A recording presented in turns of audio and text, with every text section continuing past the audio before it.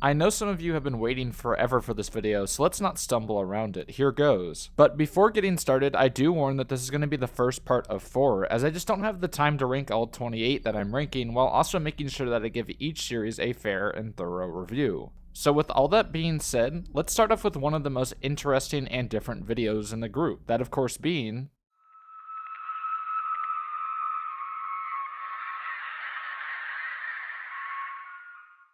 White Stag Education, for those who don't know, is a series of informational tapes about Grandwood Park, a national park that is filled with cultists who murder the people who visit, as well as worship this monster called the Adversary, which they feed the murdered people to.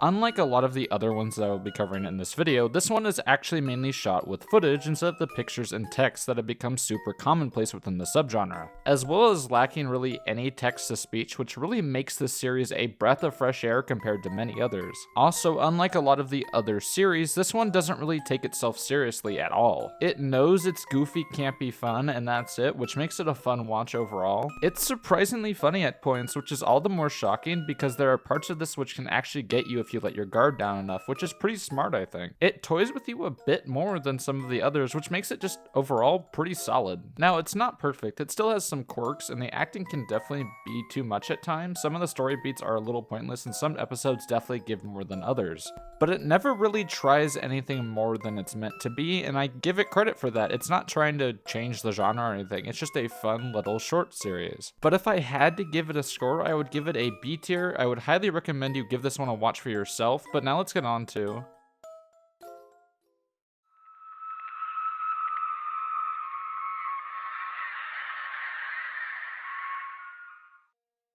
Marble Hornets is a story that doesn't really need any introduction, as if you follow me, you have definitely heard of Marble Hornets at least once. Marble Hornets follows two college filmmakers as they investigate the disappearance of one of their friends. While searching for their friend, they run into this creature known as the Operator, which is of course the Slender Man that we all know and love. The Operator then hunts them down, picking them off one by one as they try and do everything to stop him before it's too late. This series is by far one of the earliest examples of this style of horror, as this comes from all the way back in 2009. This is one of the innovators of the genre. It's a fun watch, and honestly, while a lot of the effects are dated and cheesy, and they even were back then, I think its enjoyability and novelty for the time elevate it to a point where anyone can enjoy it. Yes, it's kind of goofy, many parts do not look good, and it's nowhere near perfect, but it has its charm, as while it's very rudimentary in its current state, it does what it needs to do and is overall super charming and incredibly entertaining. It never does more than it needs to, and it finds that perfect blend of storytelling and presentation.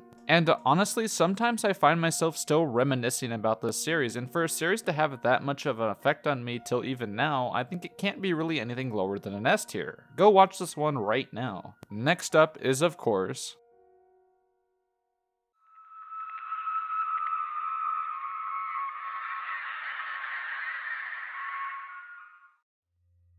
this one is quite literally just a Sonic.exe fanfiction, and I wish I was kidding. While I normally try to give fair and honest critiques, I don't know if I can really review this one in good faith. Almost all of it is just what if this person actually encountered Sonic.exe, and it follows pretty much the same plotline as the original. There really isn't anything different or innovative about it, and a lot of it comes across as super fanfiction-y, even down to the animation style that is used. And I already don't like the Sonic.exe story, and just doing another version of that just kind of makes it so I don't like this. And unlike a lot of the other ones that we'll be covering today, I had actually never heard of this one before going to the ranking site, and it kind of caught my eye. Like, actually, is this what analog horror has come to, just doing Sonic.exe again? If so, I might have to retract last week's video if this is the norm. Like, I get they were probably just trying to improve on Sonic.exe, but this doesn't improve on it, it just has all the same issues, it's not worth watching. And because of all the issues stated before, the lack of original story, the animation style, and the boring pacing, I'm going to have to give this one an F for fanfiction. I really cannot recommend this one at all, but one that's a little bit closer to being recommended is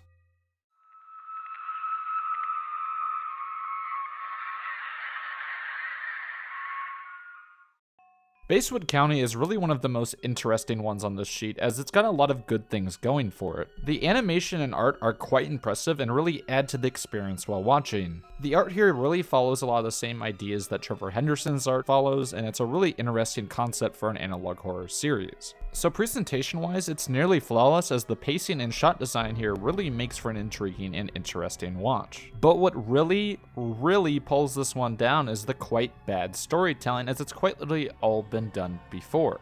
The story in this one is just the Mandela Catalogue. That's it. It doesn't even add to the mythos. It's just, what if the demons came into this world trying to look like humans all over again, and it's really quite annoying. This one could do so much better if it had better writing, but the writing makes this one a slog to get through due to it just borrowing so much from the Mandela Catalogue. And the episodes that aren't directly copying the Mandela Catalogue are a slog to get through because nothing really happens in them. It's the same thing over and over again. And a lot of the changes that they do make to try and differentiate themselves from the Mandela Catalogue do not work at all, and instead drag the quality of it down to be nearly unwatchable. And it sucks because the art style in this one is just so good and unique, but my god, the storytelling of it is just so much of a drag. If I had to give a ranking for the most disappointing series overall, this would definitely win, because you can tell there's a ton of talent here, but it's all a squandered storyline that is a direct ripoff of one that's already been done before. And because of that wasted and squandered potential, it makes me want to prove a point that stories matter. So with all that being said, I would give it a solid C tier.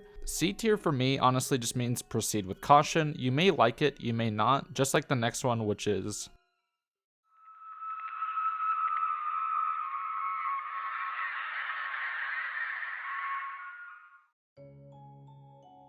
So before getting into this one, I must preface that on this channel I do not really delve into sensitive subjects such as what the creator of this one did. And while I completely disagree and am quite disgusted by this creator's actions, that's not what this video is about. This is a fun ranking video, so let's continue. Quite possibly the most famous of all the FNaF VHS tapes, this is usually the analog horror most people seem to think about when it comes to the IP horror section. And it makes sense. This series has a ton of things going for it: high quality animation, good voice acting, and an intriguing story. But where I think this one really falls apart is that while the story is intriguing, it just is the FNaF storyline. It doesn't really add anything new or interesting to the story. And while that makes sense, it is the FNaF VHS tapes after all, it doesn't really add anything to the point where multiple episodes of it are kind of worthless. Many of the episodes do not push the storyline forward at all and essentially devolve into uh-oh, there's a dead kid in there multiple, and I mean multiple times. You can only do the same scare so many times before it devolves the story, and this one exemplifies that point to the strongest degree. So because of that, I really cannot give it any higher than a C tier, because this is just so much filler and the story doesn't really progress in a meaningful or interesting way. Proceed with caution, especially considering the creator's actions and behavior. Next up, however, is a true classic, being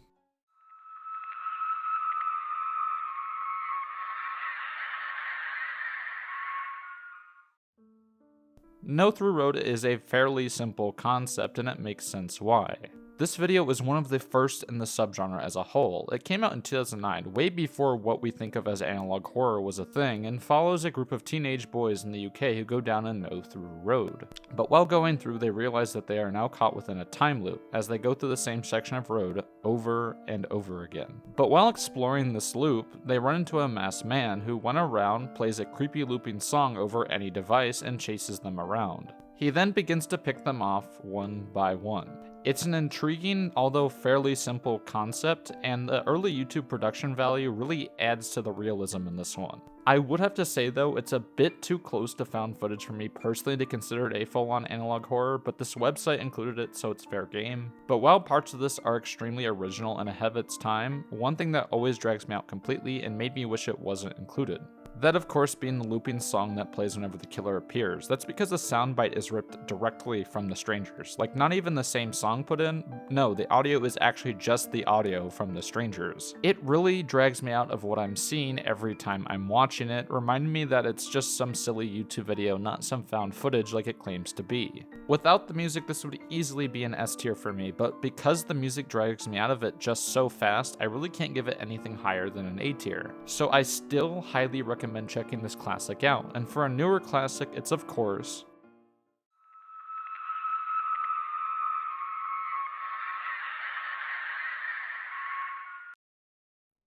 Now for the final one, let's talk about the one you guys have been requesting me to talk about for months now. Vita Carnis has got to be one of the most interesting and complete takes on the mimic section of analog horror that I've ever seen. The monster designs are stellar, and each time we see them, they just seem to get better and better with their effects and portrayal. Each episode just improves upon itself more and more, and with each one we get to see and understand these creatures on a more fundamental level. And while with the first few episodes it was quite slow and the presentation format didn't really blend with the style that they were going for, with each new episode it improved upon itself to the point where it's definitely one of the best, if not the best, analog horrors on the market right now. But with this ranking, I have to consider the series as a whole, which makes the score for this one kind of difficult. See, I think the early episodes of this one were quite weak and dull to watch, but with the newest one where they left a lot of the analog horror presentations out, instead of opting for a more found footage approach, I think it works much better.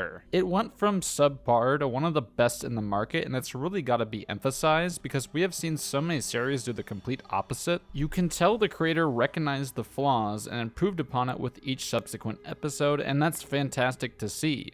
But because of the quality of the earlier episodes, I still can't exactly give it an S tier that the newer episodes definitely reach, so because of that, I unfortunately can only give it an A tier. But I would still highly recommend watching it if you haven't yet, and give it time. It does get better with each episode.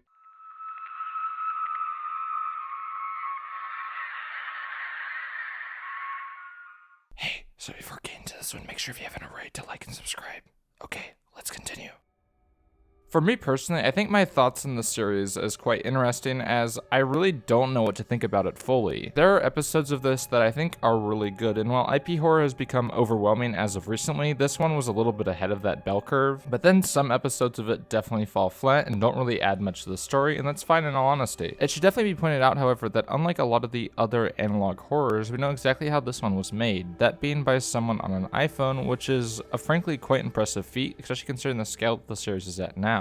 So I was quite surprised to see the level of backlash this one had surrounding it, considering I've seen far, far worse stuff out there. But while trying to remain unbiased, I do admit that the series does have tons of flaws, as many portions of this have the same stretched out faces, somewhat amateur storytelling, and the tried and true question I've been asking for a while now: why are these on VHS tapes? The context around the presentation doesn't make much sense, but these are all smaller issues in the grand scheme of things. And unlike a lot of the other analog horror series that I have covered, this one actually has a plot that progresses with each scenario, helping us learn more and more about the monster, as well as making it so that there's actual progression. This might not sound like that low of a bar, but there are so many analog horrors that do not progress whatsoever. So despite all the flaws, I found myself enjoying this one quite a bit more than a lot of the other IP horror series out there. So since I think it's a bit above average, I give it a B tier. Now, one that has a bit worse of a reputation is, of course,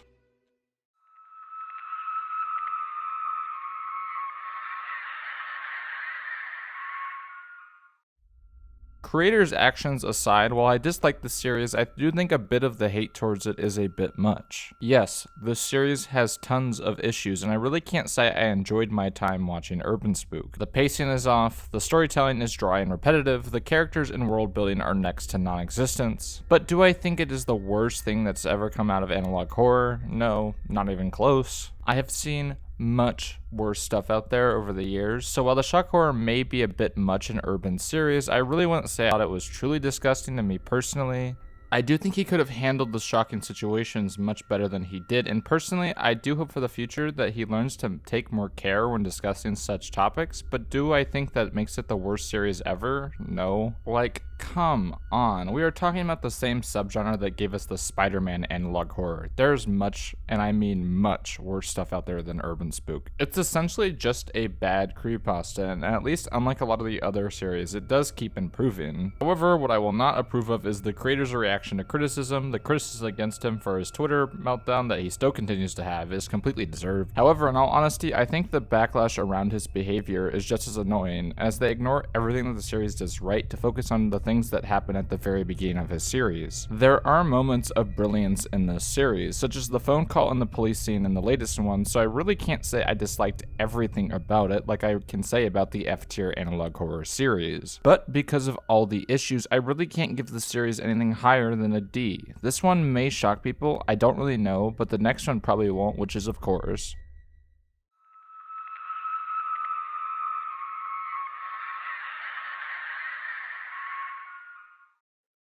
The Mandela Catalogue is like a lot of innovators of a subgenre. It's a very flawed series, there are multiple issues, but it had one thing that really set it apart from many of the other series out there. That of course being the fact that it had a clearly interesting and original idea with a competent storyteller behind it. But also, like a lot of genre innovators, it made a ton of copycats who tried too hard to replicate the success of what made the Mandela Catalogue just so interesting. And because of all the issues those brought, upon going back to the original innovator, people will try to blame it for all the issues of its predecessors, calling it cliche and poorly made. However, I think you really need to take the Mandela Catalogue in the context of when it was made. It was one of the first to do the PSA style that we all know with analog horror, as well as being the first to add the mimic trope that we all know from the subgenre. And while I dislike a lot of the copycats that came after, I really cannot find myself having a truly negative opinion on the original series, as it's clearly trying to do something different and innovate with each new episode. And while I think some episodes are definitely much stronger than others, and with a lot of the effects in the episodes coming across quite weak, and the acting at times being quite dull, you can tell that Alex is still just experimenting, and not all the experiments are going to work. And in all honesty, to take a series that is at the top of the subgenre and still try to experiment with it and not just sticking to a formula is quite commendable and makes me appreciate what the Mandela Catalogue is much more. And in all honesty, I still enjoy this series overall and find myself coming back to it much more than a lot of the other big series out there. So because of all that, even though it has tons of flaws, I still give it an A tier, but while this one is constantly innovating, the next one pushed the subgenre even further.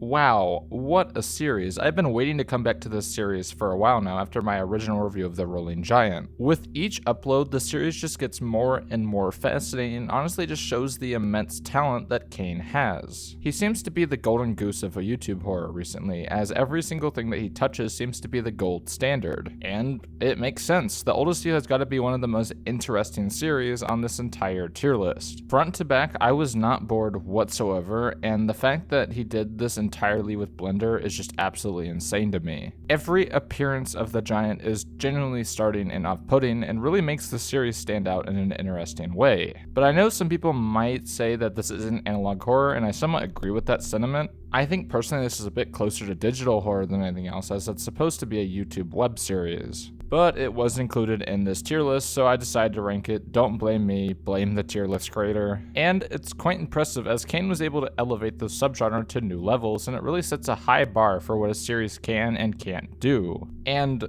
in all honesty, I really can't see a series being any better than this one. It's an almost perfect series. Everything is good about it, down to even the soundtrack, which is just truly haunting. And the monster isn't just some mimic or superhero turned evil, which is just a breath of fresh air and makes it stand out within the sea of Mandela Catalogue clones. That's not to say there isn't poorly made or abundant clones of the Oldest View. There are, but none are even worth really mentioning, and they just don't reach the same levels as the series whatsoever. And with my ability to not find too many issues within the series, I really can give this only one score, that of course being an S tier. This series is the gold standard. It really does not get much better than this, which is unfortunately the complete opposite of the next one, which is of course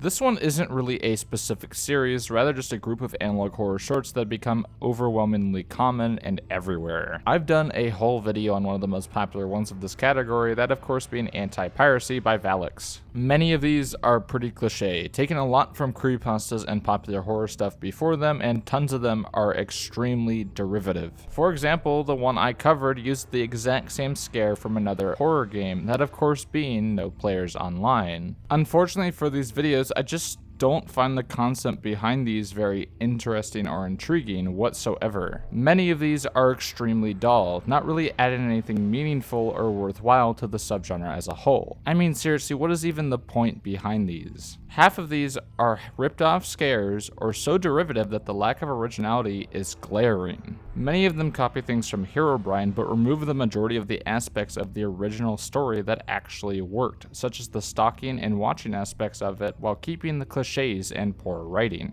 It makes for an extremely confusing experience, as while they try super hard to catch you off guard and intrigued in what's going on, but have an extreme lack of semblance of a plot of any kind. The majority of them come down to what if a ghost haunted the spooky block game, and that's it. It has gotta be one of the worst aspects of the analog horror subgenre, and I really can't say I enjoyed this wing of the subgenre at all. And because of it, I really can't give this wing anything higher than an F tier. I'm sure there's a good variant of this, but I really haven't seen any yet, and with each one of these, I really find my disdain towards them grow and grow. So that's why I gave the score that I gave it, but while I have a strong disdain for it that keeps growing each time I see one, the next one is doing the complete opposite for me.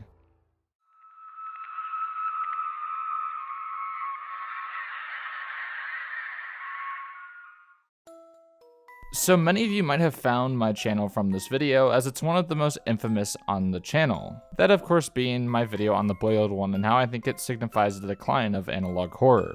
And while with a lot of my reviews I find myself thinking about the content a bit differently with time, for better or for worse, I find myself still agreeing with many of my opinions on that video, although I wouldn't exactly recommend the video due to my boring storytelling at the time. By the way, I've never really said anything about this on my channel, but I would really recommend avoiding anything on my channel made before the creepypastas that made us, as many of these videos are of a much lower quality to the point of being unwatchable. But back to the boiled one. While many people may point out that Dr. Nowhere is an extremely talented artist, I still think that his writing is fairly hollow and reads like a poor attempt at SCP, which the boiled one exemplifies to the greatest extent on the channel. The boiled one I think runs into some of the same issues that Urban's series runs into, which is a great style but an extreme lack of substance. It's just an SCP, nothing more. I find myself extremely disappointed every time I hear about his stuff, as you hear about how he's one of the best of the genre, but when watching it, it still exemplifies many of the issues that plague the genre more than ever. And it sucks because you can tell that there's extreme talent here, but just feels squandered by the lack of an intriguing and comprehensive story. Not to mention that I think some of the visuals are quite bad, with the bedroom scene being one of the worst things I'd seen in analog horror for quite a while. The text changing on the back wall was absolutely hilarious to me, so I really cannot give this series as much praise as you may have wanted, but for me personally, I really can't give it anything higher than a C tier. I think people overhype the shit out of this one, which is always so shocking to me due to the disdain people have towards UrbanSPOOK, because this series has all of the same issues besides the shock horror aspect, but none of the issues of this one are to the same level as the next one, which is of course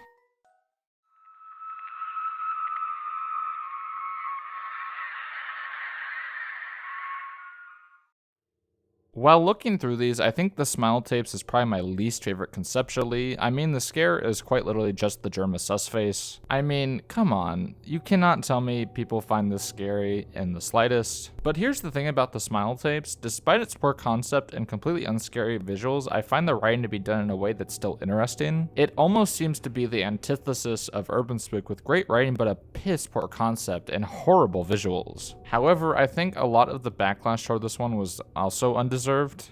Like, yes, it's another analog horror with stretched out faces, and the concept is pretty bad. But calling it the worst one out there is a bit of a stretch, and while I personally do not like it, I think harassing someone to the point of them completely deleting it is a bit much. I noticed that a lot with the ones on this. There's a ton on here that have been deleted due to the creators being harassed from the analog horror community, and that's quite disappointing to see. Same thing happened with the creator of Needle Mouse, and despite me not liking either one of these series, I think harassing the creators to the point of them trying to delete everything is extremely disappointing behavior. We need to encourage criticism, but encouraging someone to delete all their content is not going to help them get any better. That's just harassment. That does not help anyone get any better. But with all that being said, I still really can't say I was a fan of the Smile Tapes either, so in giving it a score, I still think it gets a D tier. I've seen much worse, of course, but calling this one good would also be a disservice, as in all honesty, it wasn't. In fact, it was quite bad.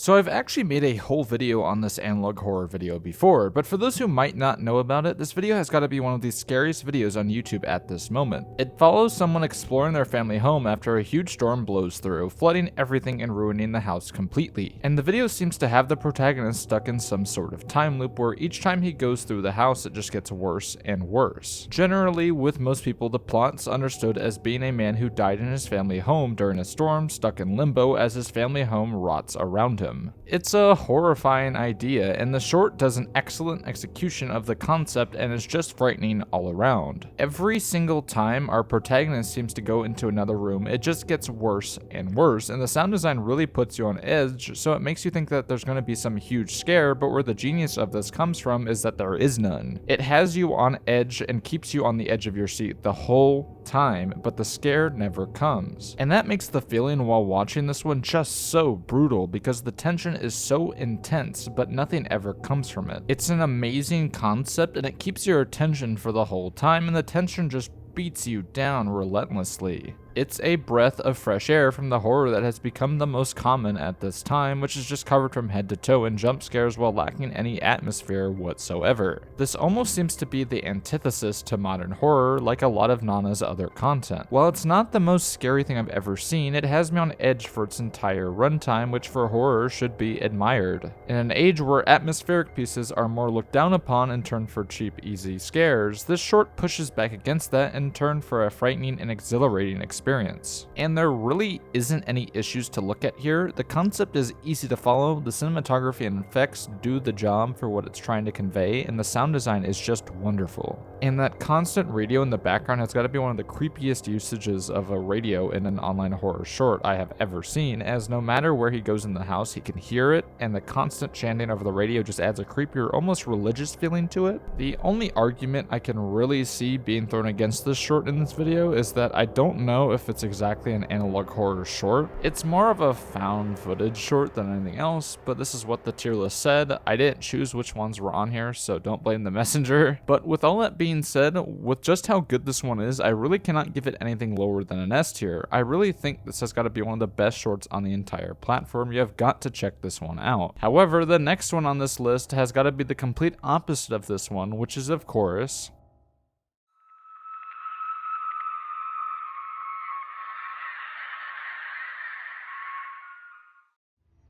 Okay, so for me, this one was quite difficult to really find, as there seems to be two, with one of them being deleted by Paramount, which is of course the one by Beyond Birth, with the other being by Yuga's Hyper. But in all honesty, my opinions on both of these are about the same, and that is that both of these are terrible. Like really, what are we even doing here? South Park analog horror? Seriously? It reads like a parody, but here's the thing, it's not, which makes this one even funnier to me. Like, wow, this one is awful. Both of them are really the epitome of what I'm talking about when I describe lazy and uninteresting storytelling. And it's just sad, because this is once again just another terrible IP-based analog horror series that really doesn't add anything new to the table. It's seriously just another bad IP horror. It's not any good, the scares are more scary faces, the imagery is the least frightening it can possibly be, and also a lot of the horror from the series is possibly taken from other artists on DeviantArt without permission, but that's just what people are saying, who knows?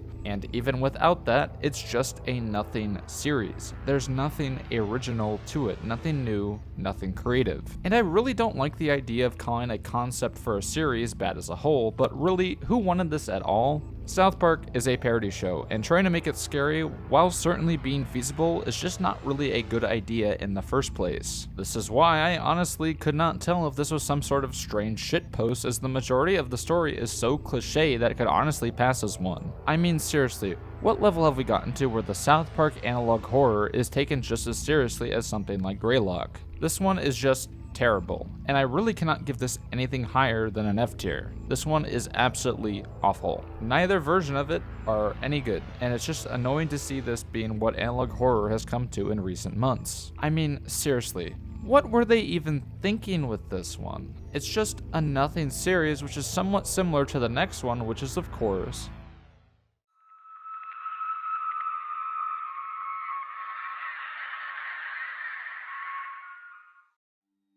So on the surface level, this one really isn't anything that special, a retelling of creepypastas in the analog horror format. Similar to Chainmail Chasers and Vibing Leaf before it, this series follows a bunch of recreations of already famous creepypastas like Smile Dog and Ben Drown, and tries to make it into one cohesive series. But unlike Chainmail Chasers, this one goes for an almost completely derivative style of presentation, borrowing heavily from the styles of the other ones within the subgenre. And while this necessarily isn't a bad thing, the style and story of this one is just so derivative of the others before it that it really doesn't have much of a voice of its own. I mean, really think about it. When your presentation and story are ripped from other sources, then what is truly the real identity of your series? You cannot just borrow every single factor of your series and expect something truly original. And it's not like this series is blowing me away with each factor going forward in a way that could make me ignore the flaws. It's just another basic analog horror series, and there really isn't anything going for it. I mean, it lacks originality, the pacing is basic,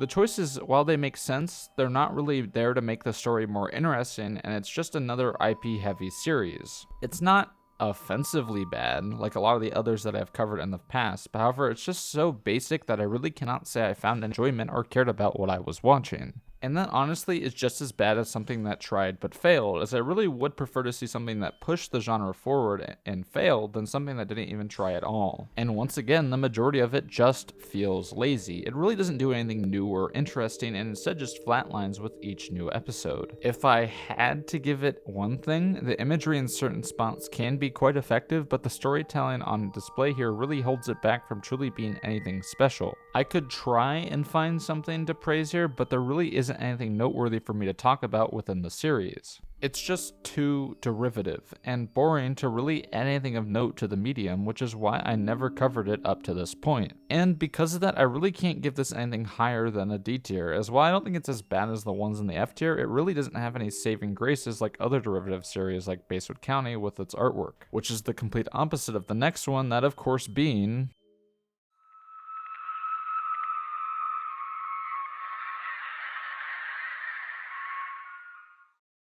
oh, thank goodness. I swore this video was about to be primarily clunkers, but this one is just so good. Greylock is a simple but effective series that aces almost every aspect of what makes analog horror just so effective. The presentation is great, getting the more scientific videos tape style down, and feels like a straightforward horror film at times. It's not just black backgrounds with white text. We see horrifying imagery combined with an intriguing story. And the story is fleshed out with actual characters to care about, which is something that to me doesn't seem that shocking, but this is one of the essentials that people seem to be forgetting about, especially, which is that if you're going to have a series instead of just a one-off, then you have to have interesting characters and stakes at play. Once again, this stuff seems super simple to do, but I don't see it that often, especially with stuff like the Little Red Riding Hood analog horror recently. It's a great and entertaining series, and it's just as effective as it was when it was released, with not many other analog horror series even trying to come up with the task of meeting it presentation-wise. Now that's not to say it's perfect, it still has some issues, mainly with the pacing of it feeling a bit slow at points, and the pacing then ramping up to the point where more happens in one episode than has happened in the past 5. Then there's the characters, which while having characters is definitely one of the pluses of this series, I really can't say I remembered nor care about any of them. A lot of what makes this series work is just the thought behind what could possibly be behind the mountain, and that's what keeps you intrigued rather than what happens to these people. Many of them are just fodder to be killed by the mutants coming out of the mountains. Thus, while I really like this series, I really can only give it a high A tier. Mind you, I still really liked the series, but those relatively minor issues kept me from enjoying it to the full possibility that I could. However, many of these issues I can still look over, that's why it's still a high A tier, which is really similar to the next one, which is of course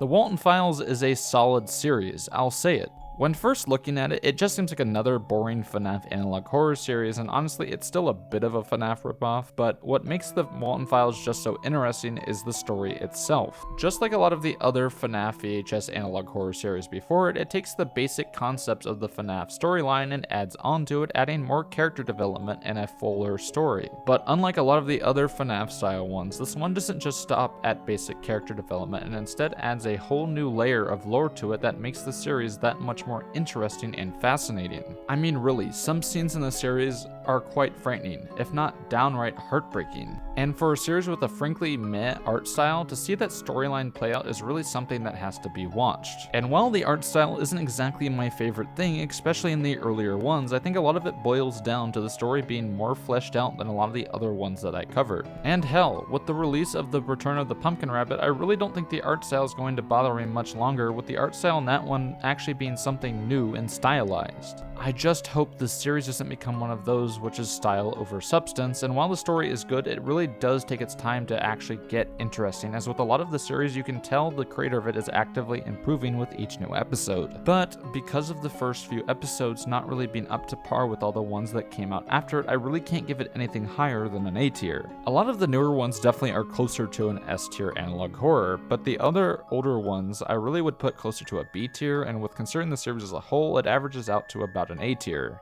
But while the series changed a lot with time, the same really can't be said for the next one, that of course being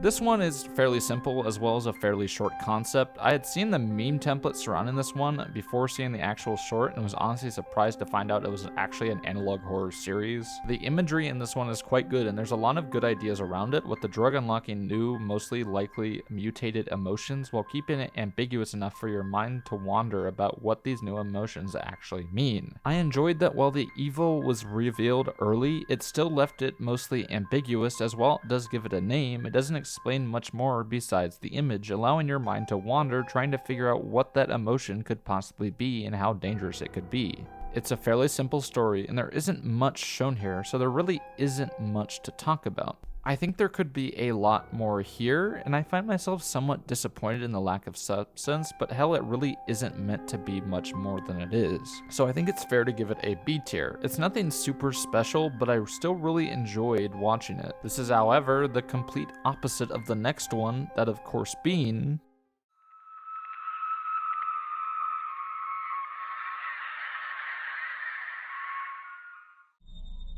seriously, what am I even watching at this point? This is just another series with spooky faces and people being killed by a popular IP. It's a creepypasta tier story and just not a good series. I'm sorry. I really tried to give this one a fair shot, but seriously, what even is this? I mean, yeah, it's not an F tier, but my god, what is even the point of this one? It is quite literally just black backgrounds with white text and then a Godzilla with spooky eyes. This doesn't really anything new to the subgenre to push it forward, it doesn't have an interesting story, and it doesn't really try anything new. It's just another nothing series, but at least the imagery on display here was made by an actual person and not just stolen from other series. And I really don't have anything else to say here besides it being a D tier, but at the very end of it, almost an F tier, just slightly more interesting than the ones in the F tier.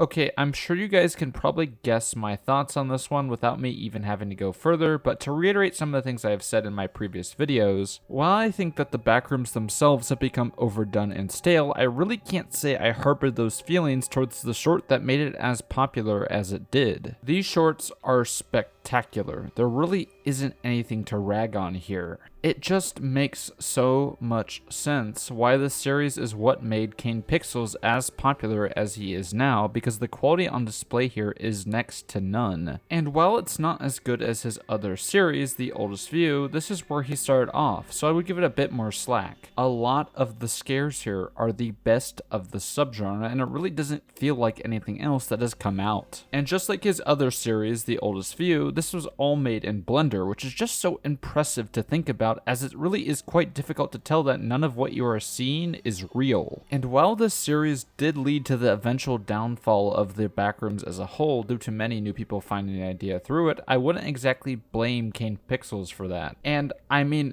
who would really blame them? Kane Pixels took a somewhat basic idea and fleshed it out to a full world worthy of exploration. It's no wonder that people wanted a slice of that creativity, and it doesn't surprise me whatsoever that the concept of the Backrooms was completely run to the ground by people trying to get a whiff of the popularity Kane gained from this series. And some of the episodes here are just absolutely spectacular, with my absolute favorite being the Pitfalls episode, as that has got to be one of the creepiest ideas I've seen in an analog horror series thus far. And the fact that this was made by just some high schooler is insane to me, and puts a lot of the other projects I've covered thus far to shame. I really cannot emphasize just how good this is. This is some real talent here, and I'm stoked for the film that Kane is currently working on based on this series with A24, as it's going to be somewhat crazy to see what Kane is able to do with an even larger budget. And with all that being said, the score I'm going to give it probably will be no surprise to you whatsoever, that of course being an S tier. This has got to be one of the best series out there on the platform. The only real complaint that I have with it is that I think it tries to do too much sometimes, which is the complete opposite complaint that I normally have. Most of the series that I cover do too little, but this one just seems to go a little too much into explanation territory. And what I really think makes the concept of the Backrooms just so off-putting is the weird, kind of unexplained nature to it. But it still, overall, still deserves an S tier, and this still has got to be one of the best analog horror series on the platform at the moment, just like the next one, which is...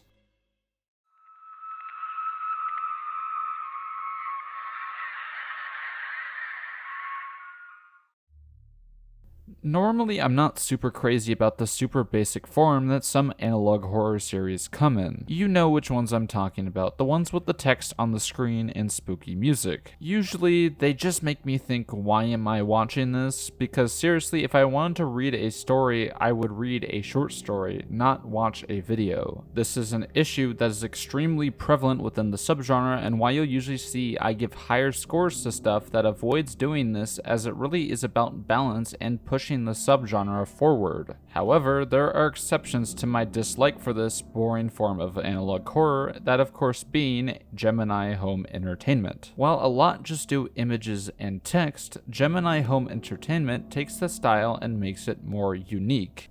It is one of the few series that actually somewhat unsettled me upon first viewing, as while it does the Uncanny Valley, it does it in a way that's a bit different from what a lot of the other series are doing. Instead of just a big, dumb, goofy smile, it instead messes with you a bit more by making it so the person looks somewhat human, but doesn't behave like one whatsoever. We see things like a guy's jaw moving in an extremely inhuman way, and stuff like that is just extremely off-putting to me. And while I've seen some people just discount it as another Mimic series, the Mimics aren't like what you see in something like the Mandela Catalogue. Instead, I would compare them a bit more to the monsters in Vita Carnis, where they may wear human skin, but their true form is nowhere near what we consider human. For example, the Root isn't taking a form similar to what a normal person would look like. Instead, it takes over a host and uses it as part of its hive mind throughout the galaxy. This, I think, is a much more terrifying idea than just another Mimic series, as it's not just another series with humanoids taking a human form, instead something much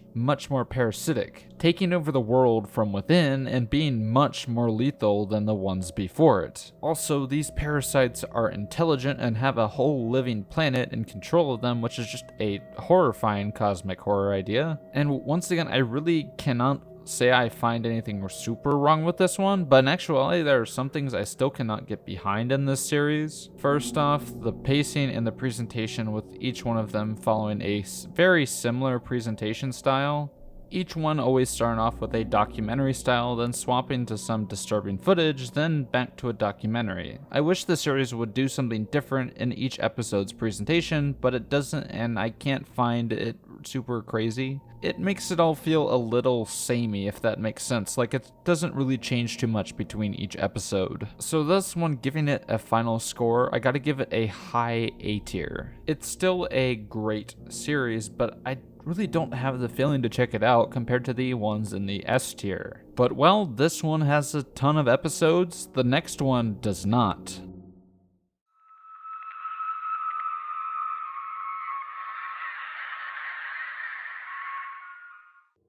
Oh yeah, this one is a classic. If you're a member of Gen Z, then you have definitely seen this video before, and it makes sense why. Another video by Nana, who made the My House walkthrough video that I covered last week, this video is no exception to the rest of their filmography. This video is relatively simple, but extremely effective, playing off the urban legend at the time of a haunted YouTube channel called Username666 that was supposedly deleted by YouTube around the time. Rumors began spreading of this channel that showed a glimpse of what hell was really like and contained extremely violent imagery, but of course many of these rumors were unfounded. But because of this rumor, Nana created a video playing off of it, which is the one right here. I've already covered this in one of my other videos, talking about the weird world of early YouTube horror, which I would recommend. It's linked down below if you want to watch it. But in short, it's good. It's really good. It's super simple but incredibly effective with the images of babies getting their heads twisted and a woman drowning. It's super disturbing stuff. And it's aged quite well. I remember when people used to dare one another to watch it because it was just that widespread, similar to a lot of the other shock videos at the time. The idea is simple, but it's just so interesting that it keeps you watching and makes for one of the best early YouTube horror videos on the platform. Once again, I don't really know whether or not I would consider this to be an actual analog horror video, so I want to just hear your thoughts. Do you guys think it's an actual analog horror, or is it just another good YouTube horror video? Let me know in the comments down below, and with that being said, it's only gotten better with time, and this, once again, I have to give it a S tier. Sheesh, almost every single one that I've covered this time is excellent. I wonder if the next one will be.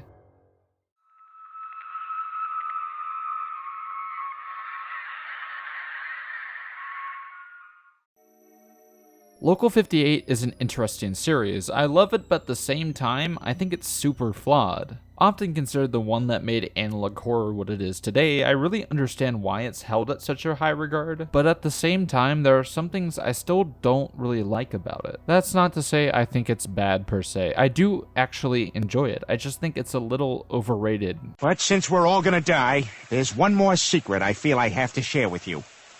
I did not care for The Godfather. What? Did not care for The Godfather. Okay, are you calmed down now? You got your booze done? Yes, I know people really love this one, but unlike a lot of the other ones I've covered, I just really couldn't get into it at the same rate as some of the other ones. It's a great series presentation-wise, borrowing much more heavily from public access television and really set up what we know of as analog horror to a T. This series is the original. Almost every single analog horror series has borrowed something from here, and you can tell from the earlier episodes on. However, there is one thing that just really irks me about this series, and that is the concept behind it itself. I really just cannot get behind the idea of the moon being frightening and deadly. I think Gemini Home Entertainment did the concept much better and more interesting than Local 58, and I know it's a hot take, but I just really cannot get behind it in the same way that I could get behind a lot of the other ones in the S tier. And I just don't think it's anywhere near as good as the other ones within the original wave, and thus I can really only give it an A tier. I still enjoyed it quite a bit and would highly recommend checking it out, but I don't think it's anywhere near as good as the original ones, thus my ranking of it.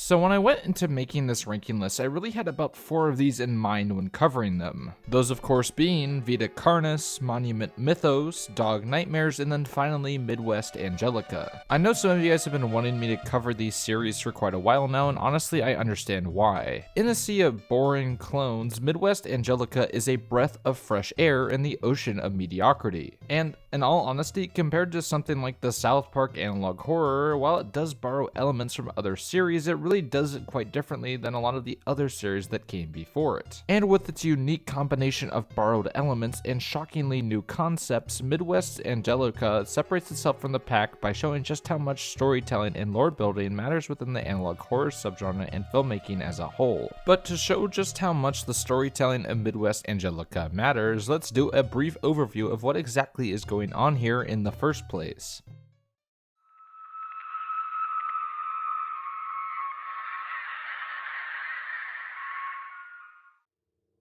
The plot of Midwest Angelica is deceptively simple, but really shows the true horror of what makes cosmic horror just so frightening. However, before getting into this, I really should preface for you guys, major spoiler warning. If you haven't watched it yet, then go watch it. Seriously, form your own opinion first and then come back. Okay, now let's continue. Although still ongoing, Midwest Angelica follows an alien monster that crash lands on Earth after orbiting Jupiter that is given the nickname of AZ-001 or the Starkill. Upon arriving on Earth, it goes on a killing spree at a nearby farm, that being of the Joneses, where we see an entire group of people get wiped out and then a nearby scientist who tries to burn the infestation literally melt before our very eyes. We then see that instead of outright killing the people it comes into contact with, it instead assimilates them, taking control over every single cell within the organism and then twisting and contorting them into a horrific amalgamation that doesn't resemble anything like they used to. We then see Dr. Evans, who didn't even touch the Starkill but was just around it, get infected and turn into a horrific monster that doesn't resemble anything close to a human being whatsoever. And during the transition period where the cells begin to morph and assimilate, we see Dr. Evans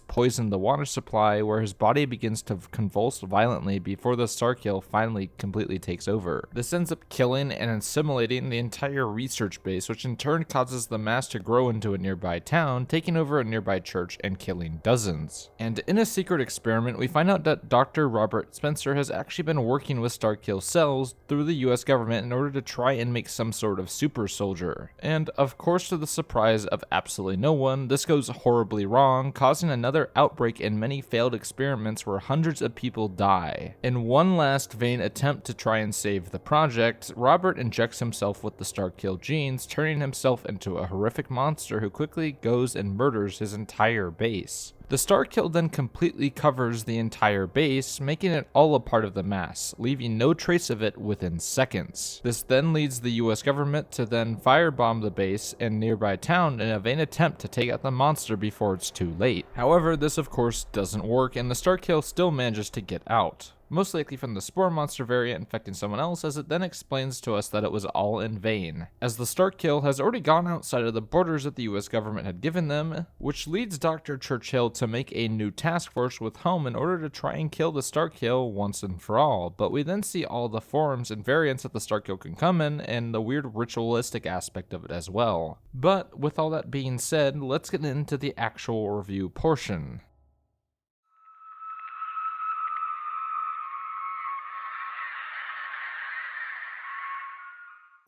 Okay, before getting into this section, make sure if you like this video to like and subscribe, and let me know your thoughts on Midwest Angelica down below. Okay, now let's continue. So for the most part, I think the series is honestly exceptional. It's a solid idea, although it has been done before, which is that of a monster crashing down on Earth and then assimilated in a nearby town or government research base. We've seen this plot before in things like The Thing and The Blob, however this series takes a somewhat different approach with its storytelling. It instead details the government's ways of trying to take down this horrible virus and all the containment measures that they do before trying to proceed and exterminate it. Because of this, Midwest Angelica does an excellent job at blending a realistic portrayal of a government struggling to contain an epidemic with a classic monster trope. Just like a lot of great cosmic horror, I think Midwest Angelica does a great job of trying to show rather than tell us what's going on, which is something that a lot of analog horror series seem to suffer from greatly. Unlike a lot of the other ones that I've covered, I actually feel like Midwest Angelica makes the most sense in the format that's in. It's not just white text with a black screen, it's instead trying to show an actual story. And honestly, I really cannot say I was bored while watching it. The series gave just enough information to keep it interesting while also making sure that the series keeps moving at a sustainable pace. Most episodes do not feel like an info dump, which is good, as it usually is a nice mix of information with some new event happening within the story. One of my favorite examples has got to be the first episode, Home, due to it having just one of the best blends of horror with storytelling within the entire series. This is because we see just how it starts with the monster crash landing and slowly infesting the nearby area while also introducing the main company that is trying to stop it. It also shows just how violent of a threat the monster is, as while trying to burn down the Starkill, the soldier begins to rapidly melt and transform into a spider-type monster inside of his helmet. It's an excellent start, and the series only seems to get better from there. While a lot of the other series seem to be trying to replicate the feelings and aesthetics of things like Local 58, Midwest Angelica seems to be borrowing a lot more from 80s horror and cosmic horror. Hell, I can't even talk about its influence without talking about two very specific words, and promise not to laugh, but the Bible and then Evangelion. I'm sorry.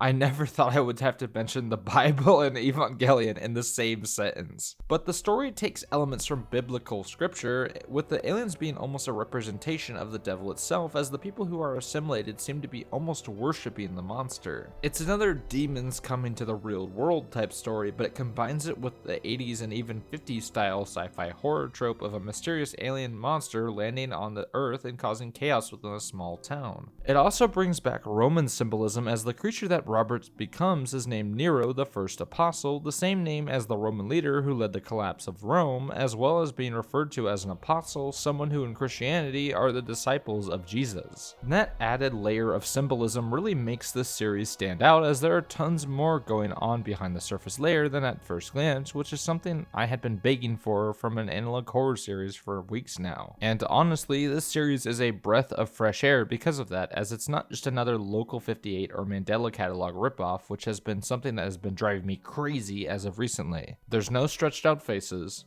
no mimics. Instead, the dread from the series comes from the unstoppable nature of the monster in the first place. This monster is an eldritch horror to an extreme degree, taking notes from films like The Thing, where the monster doesn't seem to have any true form, rather it's a collection of entities that is able to assimilate anything around it as fast as possible. Its only mission is to spread, and the unstoppable nature of it is what makes it truly scary, and the fact that even just being around it is able to get you assimilated is what makes this idea as unbeatable as it is, despite a couple of issues with it, which I will get to later. So the dread from the series comes from the fact that the government is facing something just so unstoppable. It's an immovable object. Even after firebombing it and burning it with a flamethrower, it's still able to spread. But that's also not to say that this series is perfect. I still have a few problems with it, and let's get into those.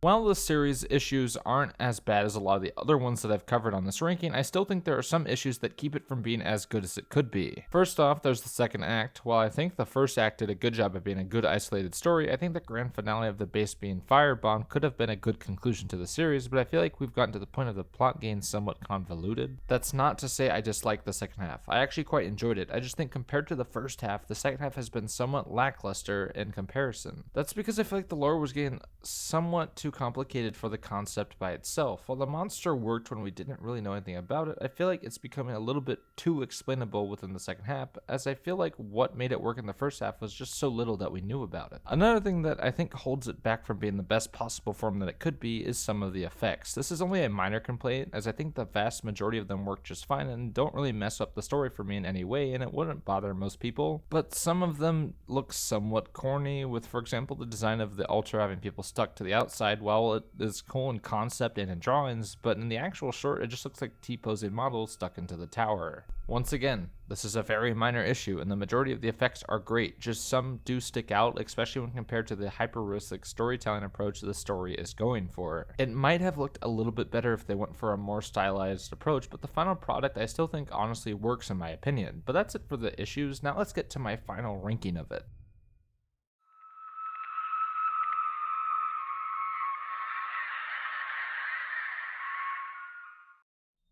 When looking at the series, I can really only think one thing, which is that if more series were like this, then we would be in for a good time. Everything about this series seems to work within the format. Even the small issues I had with it were so minuscule in the grand scheme of things that I really cannot lower my score because of it. From the storytelling to the creature design to the presentation, it really doesn't get much better than this. So for my final score, I really cannot give it anything lower than an S tier. It just fits the mold of that section so well, because even though it has issues, I won't let that be the enemy of great. This is a great series, and would highly recommend checking it out if you haven't already.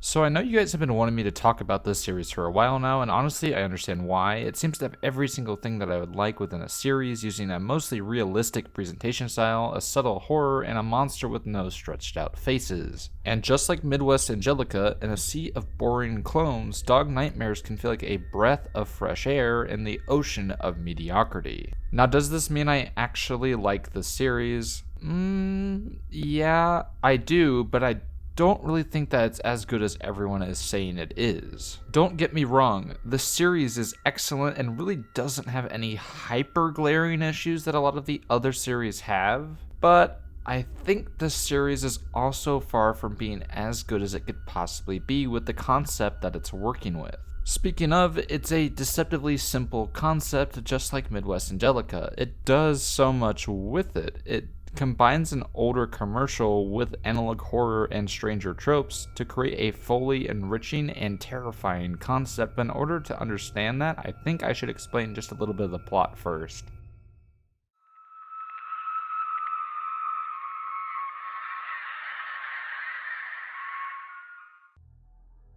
Before getting into this, I should really preface for you guys, major spoiler warning. If you have not watched it yet, then go watch it. Seriously, form your own opinions first, then come back. Okay, now let's continue. Dog Nightmares follows a girl named Emily who in 2008 loses track of her dog Bailey and is trying to do everything and anything in order to find it. From the very first episode, we start to see and hear strange things, with the first episode consisting of a Wegmans dog head commercial where at the end the dog reappears with blacked out eyes. In the next few episodes, we see more and more about Emily, where we see a photo compilation of animals where every once in a while we'll see a drawing of a creepy staircase. This starts to hint that something may be wrong with the weird crawl space, as Emily describes what sounds like a dog barking behind the staircase, but she cannot tell by the noise if it's real or not. This then leads to her taking a photo of the window and then later finding an old drawing she made with what looks to be one of the Wegmans dog people sticking their head in and waving. This is one of the things that really alerts now adult Emily as she goes back through her old videos, as it's just so off. It feels like she is being watched in these videos by something that resembles one of them, but it's not. It's behaving in a sinister and almost dangerous way, and we then see she gets a birthday card with one of the dogs on it, as well as a VHS compilation of more of the commercials. This shows that our main character seems to be a bit obsessed with these commercials, as she proceeds to talk about just how much she loves these gifts. We then see what resembles Bailey, but on closer inspection, the dog looks horribly deformed, not resembling a normal dog whatsoever, but rather something imitating one. This moment actually caught me off guard, as I wasn't expecting whatever the hell that was. Compared to a lot of the other scares, this one has gotta be one of the most effective in the entire series just because of how off-putting it is. It's so subtle, but when you notice it, it's really off-putting and it just catches you off guard, and it's really good at doing that. We then see Emily walk down her staircase when she starts to hear something rustling around downstairs. Upon turning with the flashlight, we then get a quick glimpse of a real-life version of one of the Wegmans dogs looking directly at her and slowly getting closer. It inches forward, struggling and panting as it gets closer to the girl, a clear example of a stranger danger type situation. It then cuts to the girl talking about how just close friends she is with the dog man now and the picture that comes along with it. We then start to see her explore a room as some strange noises come outside before cutting to a note that says it's not her Bailey because her Bailey is afraid of the dark. It then cuts to some footage of what looks like a Wegmans version of Bailey watching Emily through the same window that the original creature was watching through. Finally, we see another photo album as well as some other family footage, with that being all that is released as of right now. The rest of what's seen has only really been shown in teasers, so I really don't feel comfortable discussing it yet without its full context, and since we've gotten all the way through the plot as of right now, let's get on to what worked.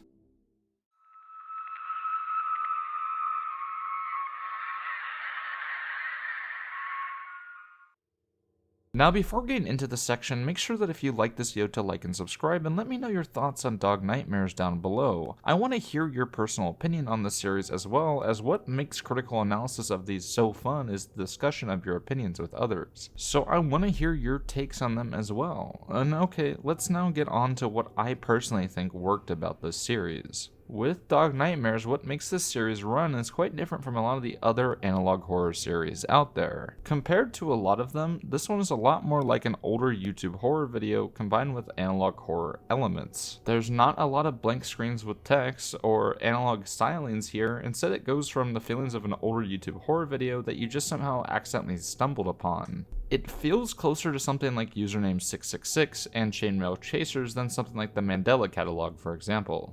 And unlike a lot of the other series I've covered where the main themes are usually religious in nature, instead this one is more stranger danger in style. There's just something so off-putting about the Dogman, and I can't exactly put my finger on it fully, but I can place a guess. One of the things that's embedded into our brains from a very young age is the concept of stranger danger, where if you see an adult who you don't recognize around a child that there could be something possibly nefarious going on. It's something that's all too common within this world, and this show really plays off that fear perfectly. It feels disturbing to see this horrific dog monster stalk and prey upon this young girl, and it's such a frightening concept. This creature instills an actual uncanny valley sense better than literally any of the stretched out faces. It plays off the uncanny valley in a way where we can tell it's not human, but we can't exactly tell if it's a mask or rather their actual face. And unlike a lot of the other series that I cover here, a lot of the scares actually work despite just how simple they are. A lot of them don't try to be anything more than they are, and that's what makes them work, as one of the overwhelming issues that I've noticed is creators trying to do just a bit too much for the scares that they're trying to present. This doesn't allow the scare to do its intended purpose, and I also notice a ton of over-explain with a lot of the series scares, which removes the fear factor afterwards, as now your brain has an actual explanation of the why things in the series are done in the way that they are. And the pacing of these shorts are also excellent, as well it does a cliche of a spooky image being interspliced with a bunch of normal ones. It does so in a way that sticks with the theme of the episode. As when we see the normal pictures and drawings of the animals next to one of the windows, it's even more shocking to see a monster in the drawing that you can't see in the photo. It causes me to think, are these incidents manifestations in the mind of Emily, or is the Wegman's dog actually messing with her, or is this some sort of monster that's trying to get Emily, instead using one of her favorite characters to torment and mock her for losing her dog? That might be why it changes its appearance to look like the dog she once owned, seemingly trying to confuse her or let her guard down in order to strike. It's a really effective monster and really keeps the majority of the series from falling flat to me, as the idea of the weird Wegman's dog is really creepy and adds a nice atmosphere to blend with it. And in all honesty, pacing wise, I think the series is great as well. It does a really good job of slowly building up the pieces for you to solve what's going on, while also making things just vague enough that allows discussion and for your mind to wander on what truly is happening here. And that's the sign of a great series, but like a lot of the things that sound too good to be true, there's always some sort of catch that keeps it from being the best it could be.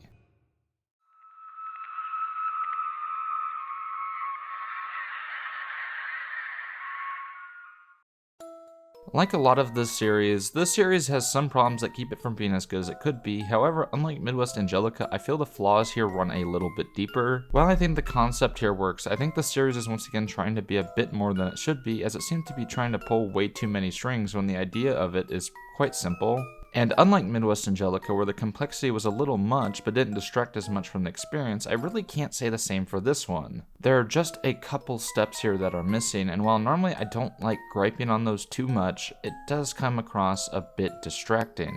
And while the vast majority of episodes do move at a good pace, not all are equal to one another. Take Dog Show for example. Normally I don't go after first episodes too much, but this one is distractingly worse than all the other episodes. Like, what exactly is the point of what's going on here? Like, yeah, it's a creepy VHS tape where at the end we see the dog with blacked out eyes, but how does that exactly fit within the plotline of the series?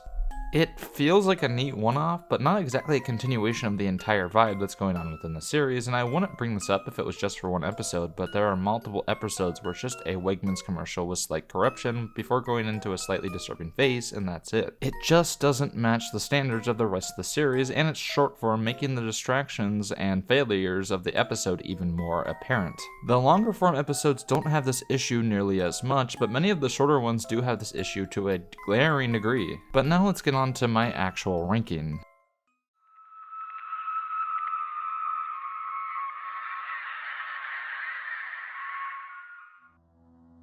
When ranking series, I really try to give a fair ranking while also considering every episode, as all the parts together are really what makes a series work, and while a lot of the episodes here are excellent at building tension and honestly have some of the best scares that Analog has to offer, still has a ton of glaring issues. And because of those more glaring issues, while I still heavily enjoyed the series, I really cannot give it an S tier, so while giving it a ranking, I still think it's better than the majority of the B tier stuff, so I'm just going to give it an A tier. It's still one of the best out there, just not anywhere near as good as the stuff in the S tier.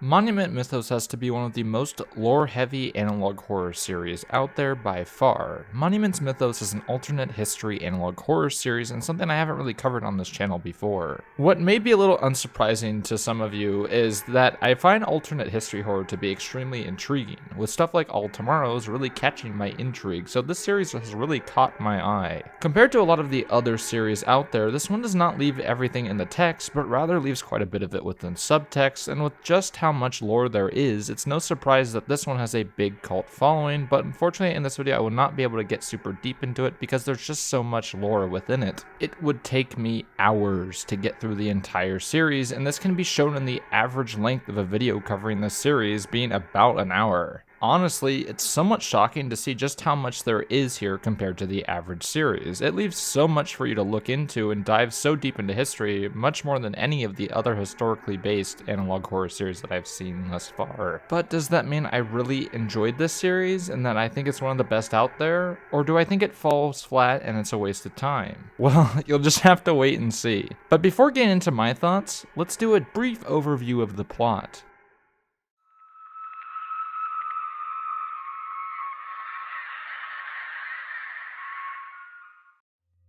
Before getting into this, I should really preface for you guys major spoiler warning. If you haven't watched it, then go watch it. Seriously, form your own opinion first, then come back. Okay, now let's continue. Monument Mythos is one of the most lore-heavy series out there, and it would take me way too long to go over everything that goes on within this series. If I wanted to cover the lore of the entire series, this video would most likely be hours upon hours long, and there's more than one series here. On a more in-depth talk about the lore, I would honestly watch Wendigoon's video deep diving and giving theories of what's going on here. Also, for this video, we are only going to be covering the original series, not the Nixon verse, not the modern day, no, just the original series and its 26 episodes. Yes, you heard me right, 26. The series is extremely long and super lore heavy. So, to make time, let's continue. So, in short, the world of Monument Mythos is an alternate universe to our own with many similarities. However, there are two crucial points where history diverts from our own. First off, instead of Rockefeller just being the owner of Standard Oil, instead he's elected president and helps to grow the US. However, he runs into a special tree which, upon putting it in Rockefeller Center, where the tree is in our own timeline, it begins to communicate with the children nearby. When a small group of them all gather around the special tree, they disappear and then reappear the next day.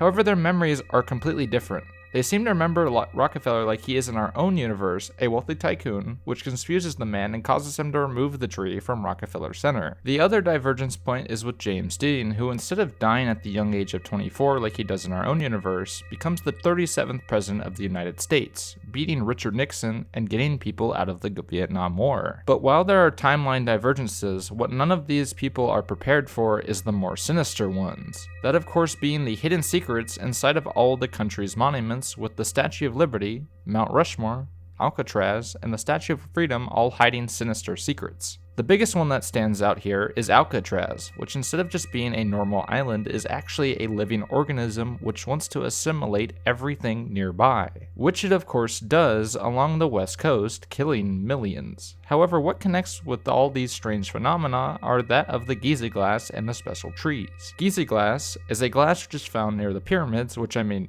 duh, but instead of being fragile like most glasses are, it's extremely sturdy and so sharp that one person who accidentally just fell on a piece was decapitated instantly. It also doesn't kill whomever it dismembers, instead leaving them to wallow and flail in pain. And the special trees, which is literally just the wood part, there's no leaves on them, are the same thing that Rockefeller brought to Rockefeller Center and seems to be the origin of all the issues within the universe. Every single spot where a special tree is spotted is where the issues begin, and we see multiple waves of civilization getting annihilated as they try to deal with this natural enemy. And there are multiple scenarios here where hundreds die. For an example, in an alternate world war, Rockefeller allows Germany to use the bodies of the people killed by the Statue of Freedom to fuel their zeppelins. And I should detail really fast, a lot of these statues do end up coming to life, like the Statue of Freedom goes around with its sword, which is actually made of Giza glass, and starts killing hundreds of people. And I know that sounds a bit ridiculous, but you just gotta trust me with this. And unlike a lot of the series where they try to explore a way for the people to stop this mass death scenario, it instead just details the way people in this timeline must adjust to the horrors around them, as many of the monsters in this series are unkillable and they must just learn to live with them and to minimize the toll. And now you can see just how complex this series truly is. There's just so many things that's going on at once, and why, if I went into a full detail onto the plot, it would take me hours to cover. To truly understand the series, you need to watch it all the way through. This is just a short snippet of everything that happens within it. There's so much going on here that in order to fully understand it, you do have to watch it yourself. Which is why, even if you haven't seen it yet and you saw this with the spoilers, I would still recommend watching it yourself. Like, it's that important to watch it yourself because you will not understand what's going on. And now let's get into my actual thoughts.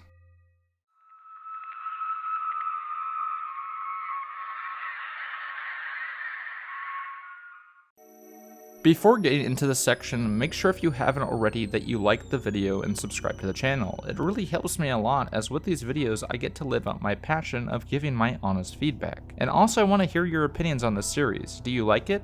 Do you dislike it? Let me know in the comments down below. Now let's continue.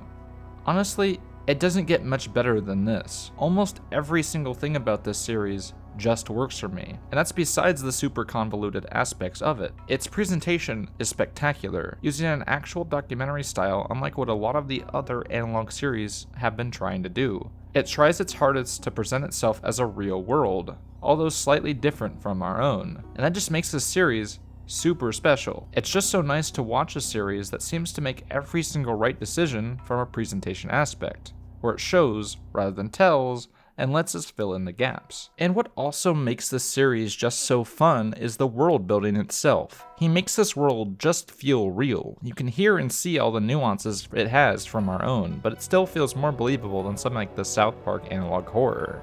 It allows me to push back that sense of disbelief and just enjoy the world you are stuck in for 26 episodes, and that's just such a wonderful thing. And that feels even more shocking for me to say, as this is the same series where Alcatraz comes to life and wipes out Oakland and San Francisco. It's got some ridiculous concepts, but it has so much fun with them that you really cannot bat too much of an eye. It's extremely obvious when a creator has low confidence in their world building, usually going off of cliches and archetypes to build their world instead of just trying to build something more organic and real.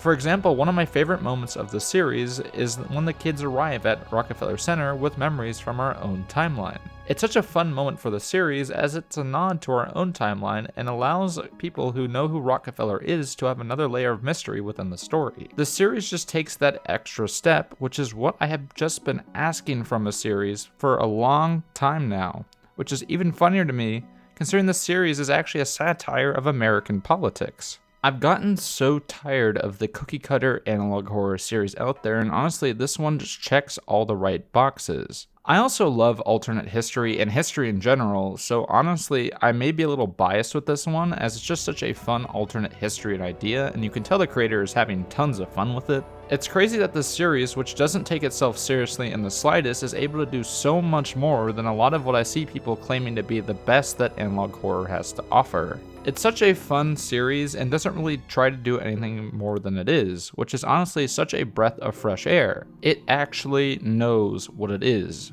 which is also a super important step. Series that try so hard to be something that the concept doesn't even fit within doesn't make it any better, instead it just makes it insufferably annoying to watch. And one of the main ways that Monument Mythos avoids this is by doing a reinvention cycle style of writing. Instead of sticking on one singular subject for the entire series, which for a longer form series could get really boring and similar over time a la UrbanSPOOK, it instead reinvents itself every couple episodes, almost like a bunch of vignettes and people caught within this timeline. This doesn't mean that the timeline is super funky and all over the place, it's still got continuity, but it's not just focusing on the same subject for every episode. If each episode just revolved around people disappearing from the special trees and coming back differently, then it would get boring really fast. However, instead of that, we see multiple phases of things going wrong, like Alcatraz attacking, the kids going missing, the sirens which deafen and kill millions, which does a good job of keeping things going while also adding on to the main continuity. This is how most series and films work, and considered one of the essentials of screenwriting, so honestly it's surprising that this is one of the few series where I've seen it actually done. But when looking for things wrong with this series, I really can't think of many. It's an extremely well written piece of satire. Maybe it got worse after the first 2 seasons, I really don't know as I haven't fully watched them yet, which is why I preface this as about the original run. Now let's get on to my actual rating.